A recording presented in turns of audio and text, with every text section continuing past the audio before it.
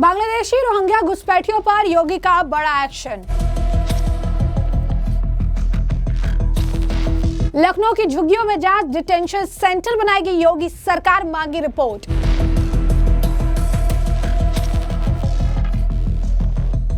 CM योगी के सामने दिव्यांग बच्चे ने जय श्री राम के लगाए नारे।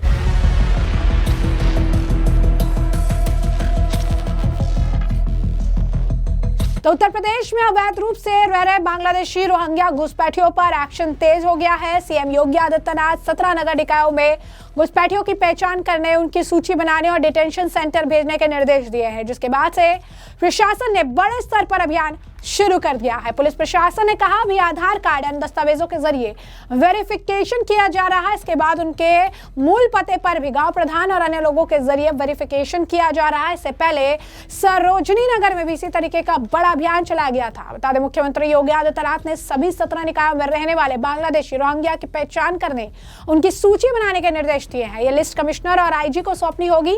पहले चरण में कमिश्नर और आईजी को, प्रथम चरण में डिटेंशन सेंटर बनाने के निर्देश दिए गए हैं। सीएम योगी ने यूपी के हर मंडल में डिटेंशन सेंटर बनाने का निर्देश दिया, जिसके बाद अवैध रूप से रह रहे बांग्लादेशियों को यहां भेजा जाएगा। मुख्यमंत्री के आदेश के बाद से प्रशासनिक का अमला पूरे एक्शन में दिख रहा है। आने वाले दिनों में प्रदेश भर में बड़े पैमाने पर कार्रवाई हो सकती है। विश्व दिव्यांग दिवस पर आयोजित कार्यक्रम में मुख्यमंत्री योगी आदित्यनाथ दिव्यांग बच्चों को उपहार दे रहे थे। इसी दौरान एक दिव्यांग बच्चे ने जय श्री राम कहकर मुख्यमंत्री का ध्यान भी खींच लिया। इसके बाद मुख्यमंत्री कुछ देर उसी बच्चे से बातचीत करते दिखे हैं। उस तस्वीरें सामने आ रही है, नजर डालिए।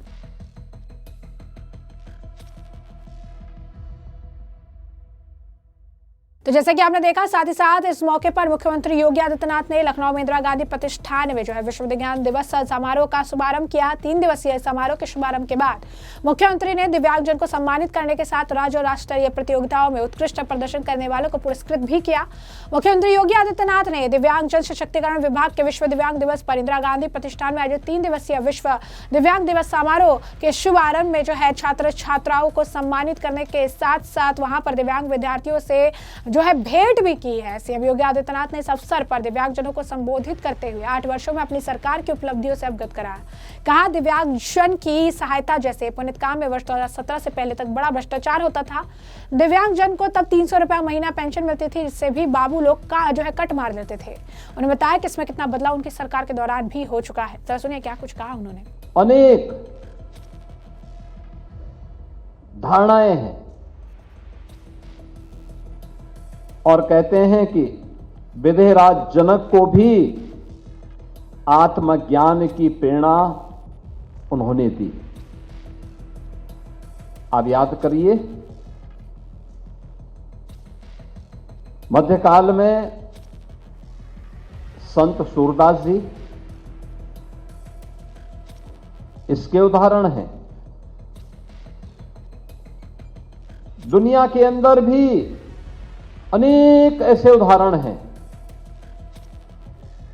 जहां पर दिव्यांग जन को थोड़ा भी संबल मिला तो उसने अपनी सामर्थ्य से, अपनी शक्ति से समाज के लिए वह सब कुछ करके दिखाया जो सामान्य जन को, जिस पर सहजा विश्वास भी नहीं होता है। और इसीलिए आज जब हम सब यहां पर उपस्थित हैं, इस अवसर पर दिव्यांग जन के कल्याण के लिए केंद्र और राज्य सरकार के द्वारा जो कार्यक्रम चलाए जा रहे हैं, यह एक प्लेटफॉर्म के रूप में आपके लिए अत्यंत उपयोगी हो सकता है। अक्सर होता क्या है, एक परिवार ये मान लेता है कि अगर उसके परिवार में जाने अनजाने में किन्हीं गलतियों के कारण कोई बच्चा दिव्यांगजन का शिकार होता है तो स्वाभाविक रूप से परिवार और समाज उसे उपेक्षित सा कर देता है। परिणाम क्या होता है कि बचपन में ध्यान न दे जाने के कारण समाज का संबल और परिवार का संबल न मिलने के कारण वह उपेक्षा जीवन भर उसके मन को कुंठित करती है। वह लाचार स्थिति में वह बच्चा अपने आप को देखता है। जबकि अगर हम थोड़ा सा संबल दे दें तो बहुत अच्छे परिणाम आ सकते हैं। आपको उत्तर प्रदेश सरकार में ही मैं आपको बताऊं कि हमारे खेल और युवा कल्याण विभाग के जो सचिव हैं, ओलंपिक में मेडल जीते हैं वो ओलंपिक में, और पैरा ओलंपिक की जिस टीम ने देश के लिए पैरा ओलंपिक में सर्वाधिक मेडल जीते हैं उस टीम का वे भी हिस्सा रहे हैं। आपको अगर देखना है, चित्रकूट में हमारे जो मंडलायुक्त हैं वे दृष्टिबाधित हैं, लेकिन मंडलायुक्त के रूप में वहां कार्य कर रहे हैं। एक आईएएस के रूप में वे भी काम कर रहे हैं। यानी हमारी संकल्प शक्ति और हमारा आत्मबल हमारे द्वारा हमारी सामर्थ्य का उदाहरण प्रस्तुत करते हैं। और इसलिए भारत की मनीषा ने, भारत की ऋषि परंपरा ने कभी भी शारीरिक बनावट को व्यक्ति की सामर्थ्य को आंकने का माध्यम नहीं बनाया। हर व्यक्ति ईश्वरीय कृति है और मनुष्य उस ईश्वर की सर्वश्रेष्ठ कृतियों में से एक है। अगर हम भी हर एक मनुष्य के अंदर, हर एक जीव के अंदर ईश्वर का वास मान करके उसके प्रति सद्भाव और सहानुभूति रखते हुए अपने स्तर पर थोड़ा भी उसके प्रति संबल दें, तो मेरा मानना है कि समाज के सहयोग से एक बड़ी संख्या में जो लोग अपने आप को उपेक्षित पाते हैं, उस उपेक्षित होने के भाव से हम उसे दूर करते हुए उसे भी समाज और राष्ट्र की मुख्य धारा से जोड़ करके उस दिव्यांग जन की सामर्थ्य से, उसकी प्रतिभा से समाज को लाभान्वित कर सकते हैं। जैसे अतीत में हुआ है और आज भी जिन्हें थोड़ा सा भी संबल मिला, उन्होंने अपनी सामर्थ्य से, अपनी प्रतिभा से समाज को आलोकित करने का काम किया है। यह कार्य वे भी कर सकते हैं। तो जैसे कि आपने उनका बयान सुना, साथ ही साथ सीएम योगी आदित्यनाथ आगे कहते नजर आए, प्रधानमंत्री नरेंद्र मोदी ने बड़ी सोच दिखाई, मुख्यधारा में लाने का सार्थक प्रयास किया। उनके निर्देश पर दिव्यांगजन पेंशन को 1000 रुपया महीना किया गया और धनराशि सीधा उनके खाते में ट्रांसफर की जा रही है। अब किसी के पास कट लेने का मौका नहीं है। हमारी सरकार आज 11 लाख से अधिक दिव्यांगजनों को पेंशन दे रही। हमने धनराशि 300 से बढ़ाकर 1000 रुपए कर दी है। मुख्यमंत्री योगी ने कहा कि भारत की ऋषि परंपरा ने हमेशा हमें इस बात के लिए प्रेरित किया कि व्यक्ति की शारीरिक बनावट उसकी क्षमता का निर्धारण नहीं करती है। दिव्यांगजन की हिम्मत, प्रतिभा और सफलता को उन्हें भारत की शक्ति बनाया गया है। भारत सहित विश्व में ऐसे अनेक उदाहरण हैं जहां दिव्यांगजन को संबल दिए जाने पर उन्होंने देश और समाज के लिए बड़े योगदान दिए। क्या कुछ कह रहे हैं सीएम योगी, सुनिए। बहनों और भाइयों, आपने देखा होगा कि आदरणीय प्रधानमंत्री जी ने पहले दिव्यांग जन के बारे में लोगों की जो दृष्टि थी उसको बदला है। पहले विकलांग कह करके या कुछ अन्य भाषा का उपयोग करके लोग उन लोगों के प्रति एक दूसरी दृष्टि रखते थे। आदरणीय प्रधानमंत्री जी ने देशवासियों के सामने भाव रखा कि नहीं, अगर कहीं अभाव है तो ईश्वर ने उसकी प्रतिपूर्ति भी की है। हो सकता है कि शारीरिक रूप से उसका कोई अंग कमजोर होगा, लेकिन वह मानसिक रूप से परिपक्व है। आप उसे थोड़ा सा संबल दें, वो आगे बढ़कर के अपनी सामर्थ्य से, अपनी शक्ति से, अपने आत्मबल से वह समाज के लिए और राष्ट्र के लिए अत्यंत उपयोगी होने वाला है। और यह सदैव से मान्यता रही, लेकिन बीच के कालखंड में हम लोगों ने विस्मृति के कारण उसका उपयोग नहीं किया। परिणाम रहा कि एक लंबे समय तक दिव्यांगजन शासन की सुविधाओं से वंचित रहे। मुझे याद है, जैसे भी मंत्री जी बता रहे थे,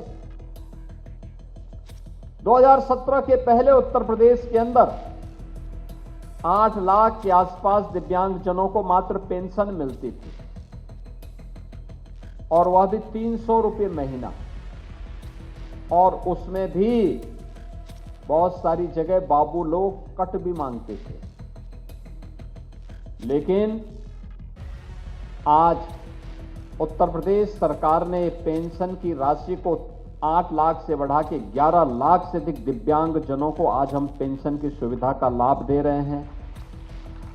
राशि 300 से बढ़ा करके 1000 रुपया भी कर दिया गया है, और राशि सीधे उसके खाते में जा रही है। दिव्यांगजन के अकाउंट में पैसा जाता है, कोई कट नहीं, इसमें किसी प्रकार की कोई घूसखोरी भी नहीं। टेक्नोलॉजी का उपयोग करके इसका बेहतर उपयोग किया जा सकता है। दिव्यांगजनों के लिए अच्छे संस्थान खड़े हो, इसके लिए अलग अलग स्थानों पर उस प्रकार के केंद्र स्थापित किए गए। दिव्यांगजनों के लिए सहायक उपकरण वितरण की कार्रवाई को आगे बढ़ाया जा सके। अब याद करिए, wheel chair, tricycle, blind stick, hear aid, ये सब मिलना पहले बहुत कठिन होता था। 2014 के बाद एलएम को, कानपुर को प्रेरित करके डीडीआरसी को और तेजी के साथ प्रभावी ढंग से आगे बढ़ाने का काम किया गया। बीच के कालखंड में उत्तर प्रदेश के अंदर जितने भी डीडीआरसी थे, ये सब बंदी के कगार की ओर जा रहे थे। और कल ही हमारी सरकार ने निर्णय लिया कि प्रदेश के जो डीडीआरसी पहले चलते थे उनको तो चलाएंगे ही, लेकिन कम से कम हर कमिश्नरी मुख्यालय पे एक अच्छा डीडीआरसी उपलब्ध हम कराएंगे, खोलेंगे, और उसके माध्यम से दिव्यांगजनों के लिए सहायक उपकरण वितरण और उनके लिए अन्य प्रकार की सुविधाएं हम वहां पे उपलब्ध करवाएंगे। जैसे कि आपने उनका बयान सुना, उन्होंने साथ ही साथ प्रधानमंत्री नरेंद्र मोदी का जिक्र किया, कहा उनके विजन के अनुरूप दिव्यांगजन सम्मान देने के साथ सक्षम और सशक्त बनाने का काम किया गया। ये नए भारत की सोच को प्रदर्शित करता है। हम सबको दिव्यांगजन के लिए बैरियर फ्री इंडिया बनाने की अपनी भूमिका का ईमानदारी से निर्वहन करना होगा। नए भारत में हर व्यक्ति के साथ, हर व्यक्ति के स्वावलंबन के साथ और उनके सम्मान के साथ सरकार खड़ी है। सुनिए क्या कुछ और कह रहे हैं सीएम योगी आदित्यनाथ। आज ये शब्द दिव्यांगजन जो प्रधानमंत्री जी के द्वारा दिया गया है, यह सम्मान की एक नई भाषा, एक नए भारत की सोच का प्रदर्शन भी करता है।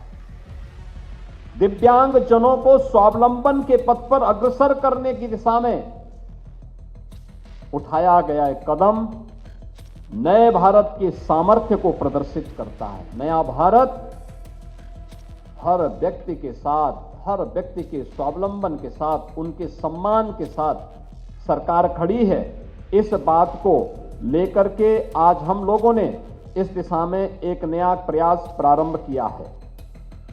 आज आपने देखा होगा कि सरकारी भवन, परिवहन और सार्वजनिक स्थलों को बैरियर फ्री बनाया जा रहा है। हमने हर एक स्तर पर इस कार्य को आगे बढ़ाया कि शिक्षा व्यवस्था को सुलभ विद्यालयों में बदलने का अभियान चल रहा है। ब्रेल लिपि, साइलेंस लैंग्वेज, रैंप, छात्रवृत्ति, सहायक उपकरण, निःशुल्क परीक्षण और उनके कौशल विकास के साथ साथ रोजगार और उद्यमिता और सरकारी नौकरियों में भी उन्हें अवसर उपलब्ध हो सके, इसके लिए राज्याधीन सेवाओं में दिव्यांगजन को 4% का आरक्षण की व्यवस्था की गई है और राज्य के अधीन शिक्षण संस्थानों में दिव्यांगजनों के लिए 5% आरक्षण की व्यवस्था प्रदेश में लागू की गई है। भारत सरकार के जो विशिष्ट दिव्यांगता पहचान पत्र है, इसके पंजीकरण की कार्रवाई को आगे बढ़ाया है और इसमें 16,23,000 से अधिक कार्ड अब तक निर्गत हुए हैं, जिनमें 19,74,000 को अब तक रजिस्टर्ड भी किया गया है। दिव्यांगजनों के साथ साथ कुष्ठावस्था पेंशन की राशि को भी 2,500 से बढ़ा के 3,000 रुपया किया गया है और कृत्रिम अंग और सहायक उपकरण के लिए अनुदान राशि 10,000 से बढ़ा के 15,000, स्मार्टफोन, टैबलेट, डीजे प्लेयर जैसे आधुनिक सहायक सामग्री के लिए भी हम लोगों ने धनराशि उपलब्ध करवाया है। और मुझे बताते हुए प्रसन्नता है कि अब तक हम लोग 3,84,000 से अधिक कृत्रिम अंग उपकरण का कार्य वितरण का काम दिव्यांग जनों को प्रदेश के अंदर कर चुके हैं। प्रदेश के अंदर शल्य चिकित्सा के अनुदान के लिए भी सर्जरी के अनुदान की राशि को 8,000 से बढ़ा के 10,000 करने, कॉन्क्लियर इम्प्लांट योजना के अंतर्गत 6 लाख रुपए का अनुदान हम राज्य सरकार की तरफ से उन परिवारों को देते हैं जहां पे बच्चे यानी जिन्हें मूक बधिर जिन्हें कहते हैं, उनको सुनाई नहीं देता इसलिए बोल नहीं पाते। कॉन्क्लियर इम्प्लांट के लिए सरकार के द्वारा 6 लाख रुपए की राशि दी जाती है और मेरी अपील होगी, बच्चा पैदा होने के बाद से ही अगर हम उसका परीक्षण करना प्रारंभ कर देंगे और 5 वर्ष की उम्र तक अगर हम कॉन्क्लियर इम्प्लांट की कार्रवाई को संपन्न करके उसकी स्पीच थेरेपी के साथ उसे जोड़ देंगे तो बच्चा एकदम अच्छा हो सकता है। मैं भी देख रहा था जिन बच्चों को सफलतापूर्वक ये इम्प्लांट किया गया, मुझे बताते हुए प्रसन्नता है कि इस वर्ष हमने अकेले 108 ऐसे बच्चों पे कॉन्क्लियर इम्प्लांट के लिए धनराशि उपलब्ध करवाई है और अभी भी मैं बाहर उन बच्चों को सम्मानित करके आया हूं। बहुत अच्छा बोल रहे हैं, जैसे मैं बोल रहा हूं ऐसे वे भी वहां पे बोल रहे हैं। तो ऐसे में आपने योगी आदित्यनाथ का तमाम बयान सुन लिया और हमने आपको जो पूरा मामला ये भी बड़ा विस्तार से बताया कि पूरा मामला क्या है। इस पूरे मामले पर अब आपके भी जो राय हो कमेंट सेक्शन में कमेंट करके जरूर से जरूर साझा करिएगा।